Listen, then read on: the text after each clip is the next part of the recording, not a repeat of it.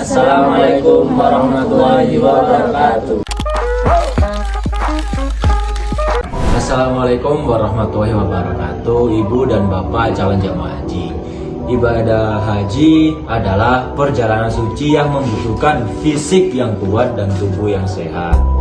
Sehingga banyak calon jamaah haji yang membawa beberapa obat seperti obat kolesterol, obat anti hipertensi, obat kencing manis, dan vitamin. Namun, banyak calon jamaah haji yang masih mengalami kurang sehat karena cara meminum obat yang salah dan cara penggabungan obat yang kurang tepat. Oleh karena itu, kita harus memberikan edukasi tentang bagaimana sih cara mengonsumsi obat yang baik dan cara penggabungan obat yang benar. Yuk simak video kita tentang edukasi dan interaksi bagaimana cara obat untuk diminum dan dikonsumsi. Nah, pertama-tama kita akan membahas tentang interaksi obat. Jadi, interaksi obat adalah kondisi ketika dua atau lebih obat yang diminum bersamaan saling mempengaruhi sehingga obat bisa menjadi terlalu kuat dan menimbulkan efek samping atau justru tidak bekerja dengan baik. Interaksi obat tidak hanya terjadi antar obat tetapi juga antara obat dan makanan atau antar obat dan jamu maupun suplemen herbal. Contohnya jamaah haji yang minum obat darah tinggi bersamaan dengan obat pereda nyeri dapat mengalami tekanan darah naik atau fungsi ginjal menurun yang berujung pada komplikasi seperti pusing, bengkak, nyeri, dan tubuh terasa lemas.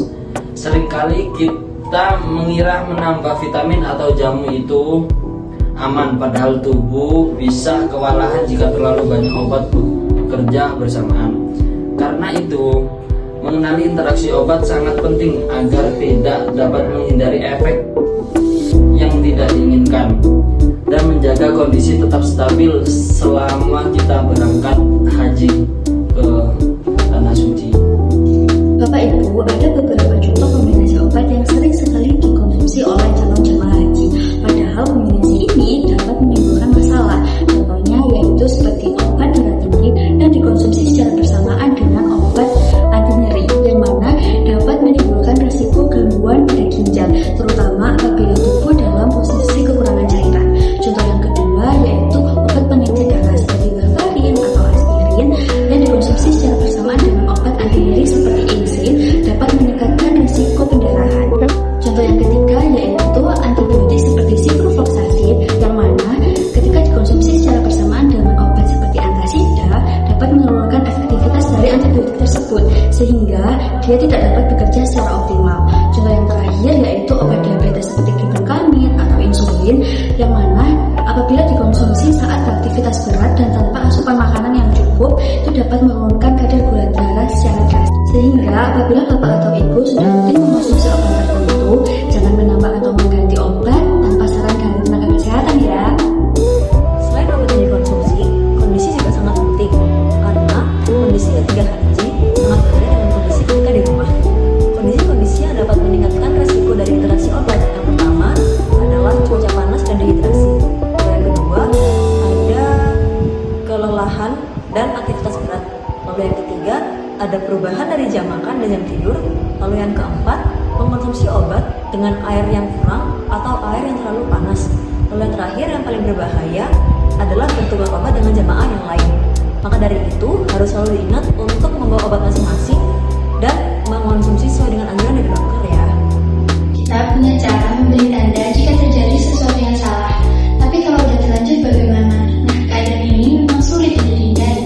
Tapi supaya tidak semakin parah, Bapak dan Ibu perlu ketahui tanda-tanda dan gejala yang mungkin timbul akibat adanya interaksi obat, seperti pusing, lemas, badan gemetar, mual, muntah, nyeri perut, bengkak di kaki, sulit buang air kecil, atau gula darah yang tiba-tiba turun drastis. Dan jika mengalami salah satu dari gejala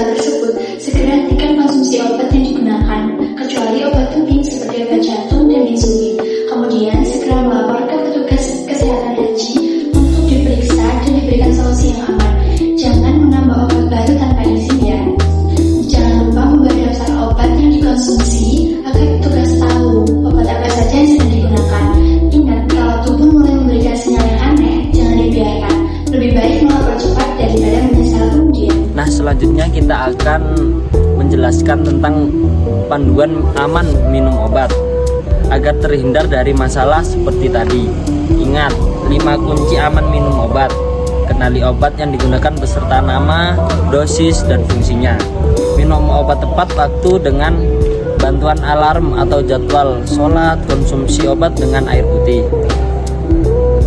Meminum obat jangan sama meminum teh, kopi, atau air panas. Simpan obat dalam wadah berlabel seperti pagi, siang, dan malam. Serta konsultasikan setiap perubahan kondisi kepada tenaga kesehatan. Jika obat habis atau tertinggal, jangan dipakai atau memakai obat milik orang lain, tetapi segera laporkan untuk mendapatkan obat sesuai resep. Dengan disiplin, kita dapat mencegah banyak komplikasi selama berangkat haji.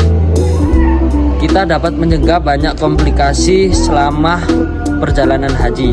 Ingat, obat itu seperti tanam perjalanan. Kalau digunakan dengan benar, ia membantu kita sampai tujuan. Tetapi jika sembarangan, justru kita memberatkan perjalanan kita selama berangkat haji.